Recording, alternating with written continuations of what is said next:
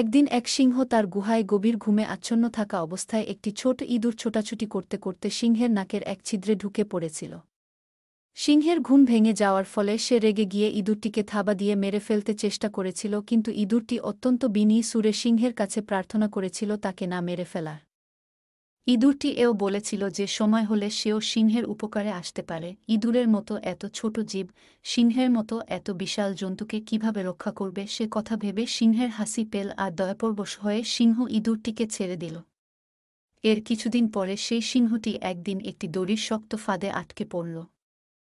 ফাঁদে পড়ে যাওয়া সিংহটির গর্জন শুনে ছোট্ট ইঁদুরটি ছুটে চলে এসে সিংহর দুরবস্থার সম্মুখীন হল। ছোট্ট ইঁদুরটি তার ধারালো দাঁত দিয়ে ফাঁদের দড়িটি কাটতে শুরু করল এবং এভাবে অবশেষে সে সিংহকে ফাঁদ থেকে মুক্তি দিল। মুক্তি পেয়ে সিংহটি ইঁদুরকে অনেক ধন্যবাদ জানাল আর সেই সঙ্গে বলল যে, তোকে আমি অবজ্ঞা করেছিলাম একসময়, কিন্তু আজ বুঝলাম কাউকে ছোট করতে নেই।